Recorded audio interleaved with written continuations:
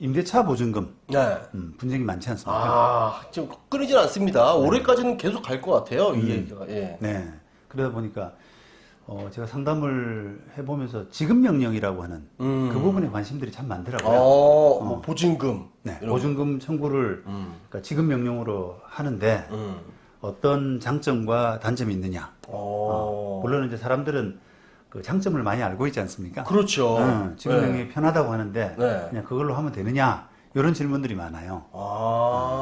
변호사님한테도 그 지급 명령으로 하냐 아니면 소송으로 가냐 많이 물어보나요? 네, 이제 보증금을 못 받게 되니까 어쨌든 뭐 보증금을 받을 수 있는 방법을 변호사한테 문의를 하지 않습니까? 네네. 그러다 보면은 자연스럽게 이제 지급 명령이라고 하는 이야기도 나오게 되거든요. 그래서 이제 이번 기회로 한번 저도 지급 명령의 어떤 보증금 청구를 지급 명령으로 할 때 장점과 단점 이런 부분을 정리해 보게 됐습니다. 저는 지급 명령하면 이렇게 장점이 많다고만 들었지 단점이 있다는 걸 또 못 들었는데. 네, 그렇습니다. 네. 오히려 이제 너무 이렇게 뭐 예를 들면 지급 명령이 너무 좋다, 좋은 점만 있다 이렇게 해서 지급 명령을 절차를 밟았는데 네. 오히려 나중에 보니까 이거 그냥 소송을 할 걸 그랬네 이런 그 후회가 될 때가 있거든요. 그래요? 네, 그런 경우가 어떤 경우인지 그거는 이제 살펴보기로 하고요. 네. 자, 그러면 장점 단점 중에서 뭘부터 할까요?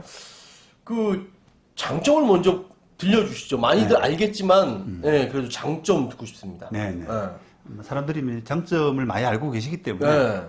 그거부터 일단 정리하고 또 나머지 단점 이렇게 가는 게 맞을 것 같아요. 네. 자, 그러면 일단 이게 지급 명령이라고 하는 게 우리가 법적으로는 어디에 위치한 어디에 그 배치된 조문이냐라고 하게 되면은 우리 민사소송법 5편에 보면 끄트머리 부분에 보면은 독촉 절차라고 하는 그런 제목으로 정리가 되어 있습니다. 독촉 절차. 독촉 절차. 예. 그래서 사람들은 독촉 절차는 잘 모르죠, 사실. 네, 모르죠. 이게 법 조항이 있다는 것도 모르죠. 그렇습니다. 예. 조금 어떻게 보면 신속하게 한다는 절차라는 걸로 이제 지급 명령을 배치해 두고 있는데, 자, 우선 그 첫 번째 장점이라고 한다면, 이 판단 받는데 시간이 빠르다. 그렇죠. 역시 그게 제일 장점인 것 가장 같습니다. 장점이죠. 예. 네네. 왜 그러냐면 우리가 소송은 일반적으로 좀 늦다. 제가 해봐서 하는데 너무 늦어요, 진짜. 너무 늦습니다, 진짜. 소송 그 지연 이야기할 때마다 항상 양에서 생각이 많이 나는데요. 그러니까요. 그 소송은 일반적으로 늦다라는 그 이렇게 비판을 많이 받게 되죠. 그러다 보니까 우리가 제목에서 알 수 있는 것처럼 독촉 절차라고 하는 걸로 해서 조금 신속하게 하기 위한 방편으로 지급 명령을 두고 있는 겁니다. 왜 그러면 빨라지냐라고 하게 되면 일반 소송을 하게 되면은 우리가 소장을 상대방한테 송달하고 답변 기회를 한 달 정도 줍니다, 벌써. 그렇죠. 받은 때로부터 한 달 안에 답변하세요. 답변서. 이렇게 하거든요.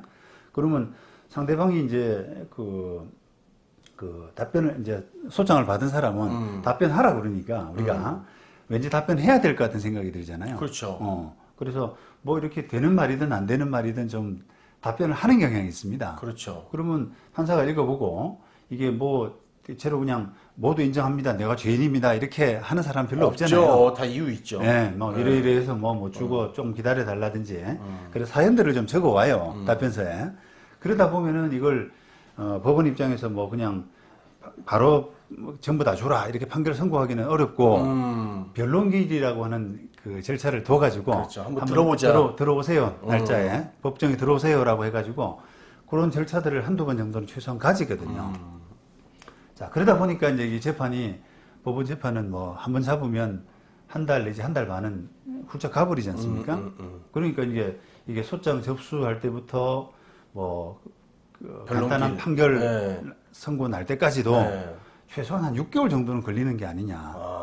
보증금 청구라는 게 뭐 때 돼서 보증금 못 받았는데 그걸 청구했는데 이렇게 간단한 걸 갖다가 왜 6개월씩 걸리냐. 그렇죠. 라고 생각하실 텐데 소송 절차 자체가 이렇게 소장 보내서 답변서 받는 그런 기회가 한 달이고 또 변론 절차 열고 이렇게 하다 보면 시간이 많이 걸리거든요. 판결 길 잡고. 그렇습니다. 네. 그런데 지급 명령은 그럼 뭐가 다르냐라고 하게 되면 바로 지급 명령 신청을 하게 되면은 법원이 일단은 안에 붙어 있는 증거, 그 뭐 보통 임대차 계약서라든지 이런 거 아니겠습니까? 또는 그 돈 못 받았다라고 돈 주세요라고 한 내용 증명 이런 정도만 보고 법원이 이거는 줘야겠네 라는 생각이 들게 되면은 그냥 바로 주라라고 하는 바로 결정을 해버립니다. 상대방 의견을 듣지 않고요. 네. 그래서 그 결정을 바로 내버리면 그 결정 자체를 상대방한테 송달하거든요. 그러니까 다시 말하면 소장은 우리가 원고가 주장한 소장을 송달하는 데 반해서 이 지급명령은 지급명령 신청서를 송달하는 게 아니라 네. 결정을 결정문. 송달하는. 네. 주세요, 줘. 그리고 주라. 혹시 이 있으면 이 하라. 이렇게 해서 결정문을 그 신청서하고 동봉해가지고 같이 뒤에 첨부해서 이렇게 하다 보니까 이제 사람 마음이 소장은 답변하라고 그러니까 답변을 해야 될 것 같은데 이 지급명령은 주세요라고 이렇게 법원이 결정을 일등 내렸잖아요. 네. 그러다 보니까 이게 아이고 줘야 되는가 보다. 그렇죠. 줘야 되는가 보다. 확정 판결처럼 느껴지는 거 아닙니까? 그렇습니다. 받아들이는 사람은 네. 사실 확정 판결은 아닌데 네. 그거를 받아들이는 사람은 법원이 그냥 이유가 있으니까 주라 그러는 거겠지 네. 라고 생각하고 그냥 받아들이는 경향이 있어요. 그렇죠. 자, 그러다 보니까 이게 신청서 내고 법원이 결정을 바로 송달해버리고 그 다음에 상대방도 뭐 2주 안에 일을 안 하고 이렇게 돼버리면 결정 자체가 뭐 한 달, 그렇죠. 한 달 보름 이 정도 안에 나버리거든요. 끝나죠. 예. 그러니까 아까 말씀드린 최소한 한 6개월 정도 걸리는 일반 소송에 비해서는 짧잖아요. 그렇죠. 신속하지 않습니까? 네. 그리고 어차피 돈을 줘야 될 임대인이라면 네. 그렇게 하면 알자 더 압박을 느끼잖아요. 네, 네. 당연히 줄 거니까 네. 아유 빨리 줘야 된다. 또 뭐 어떻게 뭐가 꼬였고 돈이 안 되고 뭐 이렇게 아니까 네. 그거 갖다 또 강제 집행을 할 수 있는 거잖아요. 네, 네. 그렇죠. 네. 전 되게 좋은 거다. 네. 이 법원에서 참 잘 만들었네. 네. 저는 그런 생각을 많이 네. 했거든요. 그 다음 편에서는 네. 사실은 이제 그런 약간 신속한 절차를 또 어떻게 보면 좀 악용하는 임대인 또 그런 게 있습니까? 네, 이런 부분도 있을 수가 있거든요. 그럼 오히려 절차가 더 길어진다라는 부분도 이제 말씀드릴 텐데 어쨌든 원칙적으로는 이게 지급 명령이 소송보다는 빠르다라고 빠르다. 하는, 결정까지가 굉장히 빠르다라고 하는 그런 장점이 틀림없이 있습니다. 네. 그게 첫 번째고요. 네. 그다음 두 번째는 그 절차 비용을 위한 그 비용이 저렴하다. 절차 진행을 위한 비용이 저렴하다. 그게 이제 장점입니다. 저 처음 알았네요. 그래요. 네. 굉장히 많이 알려진 건데.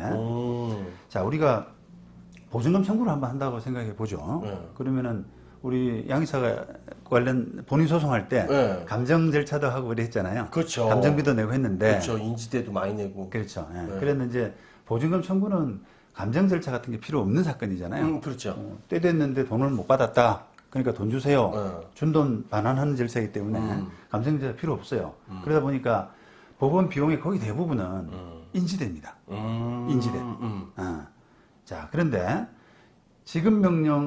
보증금 청구를 일반 소송이 아니라 지급명령으로 신청하면은 통상 일반 소송 인지대의 10분의 1입니다. 와, 10분의 1. 그러니까요. 예. 엄청 저렴하네요. 굉장히 저렴하죠. 10% 절감해 주는 게 아니라 10분의 1만 받아요. 그러니까요. 90% 할인. 그렇죠. 90% 할인이죠. 오, 그렇죠. 왜요? 예. 그러니까 이제 그게 아까 말씀드린 네. 그 절차의 특성하고도 관련이 있는데 그냥 법원이 이름 붙어 있는 서증만 보고 서류만 보고 결정 바로 내버려요. 상대방 주장을 들어보고 내는 게 아니라 들어서 뭐 송달하고 소환하고 이렇게 하게 되면은 이렇게 인력이라든지 이런 것들이 그렇죠. 많이 들 수밖에 없잖아요. 네. 그런데 신청서가 들어오면은 그냥 서증에 붙어 있는 내용이 이렇게 맞다라고 싶으면은 바로 결정을 내기 때문에 비용이 파격적으로 쌀 수밖에 없습니다. 야, 이 장점 이거 두 가지가 끝나는데요. 지급 명령이 좋다는 거. 그렇죠. 예. 빠르고 빠르고 싸다. 싸다. 그죠. 제일 그 배달할 그렇죠. 때도 빠르고 싼 게 최고잖아요. 예. 그러니까 아주 그 파격적인 아주 중요한 그런 치명적인 장점이 있기 때문에 그런 그 두 가지 부분이 거의 장점이라고 할 수 있습니다.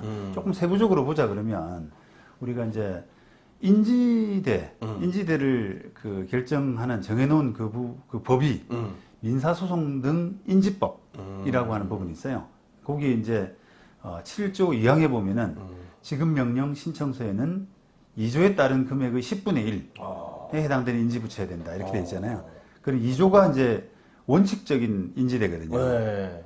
그래서 인지법 그 2조를 보게 되면 이런 그 일반 소송을 할 때 인지 값을 인지 가액을 이렇게 정해놓고 있는데 우리가 이렇게 1호, 2호, 3호, 4호 금액별로 조금 다르지 금액별로 않습니까? 다 다르네요. 네, 다르죠. 근데 우리가 그냥 제일 쉽게 우리가 생각하는 방법이 3호에 보면은 소송 목적 가액이 1억 이상 10억 미만 네. 요 경우 이게 제일 크잖아요. 많잖아요.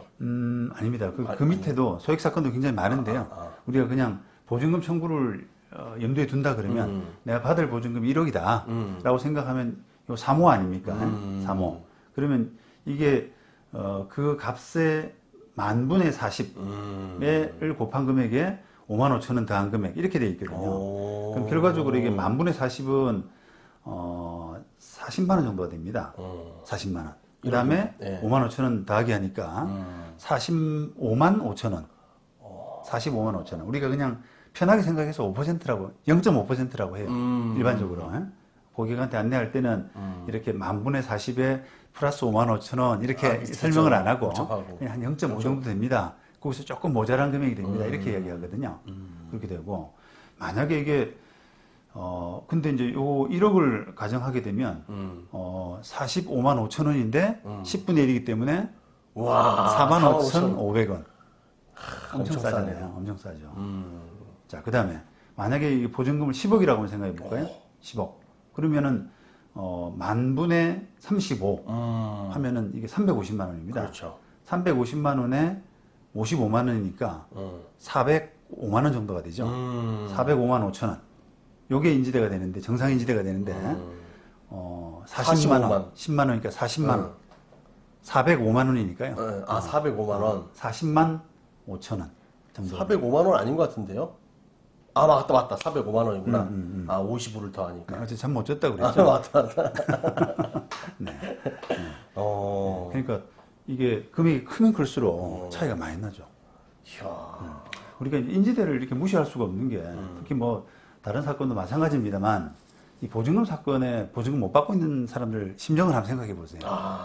이거 뭐 당연한 걸 갖다 그죠? 그렇죠. 집 때 되면 받아 나와야 될 돈인데 네. 그리고 상당히 재산에서도 비중을 크잖아요. 그렇죠. 이게 또 못 받으면은 어디 이사 갈 때도 없고. 거주 이동의 자유가 네. 느끼게 됩니다. 뭐 계약 걸어놨으면 계약금도 날판이고 뭐. 그렇죠. 예. 스트레스가 잔뜩 있는데 네. 이걸 법률 구제를 하는데 뭐 이런 인지대를 내라. 10억 받아야 될 사람이 한 400만 원 정도 내라. 이렇게 하게 되면은 스트레스가 받는 거예요. 아, 그렇죠. 그래서 이제 지금 명령은 어떻게 보면은 그런 스트레스 받는 채권자, 돈 받아야 될 사람 입장에서는 상당히 조금 장점이 크죠. 그렇습니다. 네. 자, 여기까지가 이제 우리가 그 장점, 큰 장점 두 가지고요. 그렇죠. 다음 시간에는 우리가 단점 두 가지. 단점이 있다고요? 네. 오. 기대해 주십시오. 알겠습니다. 네.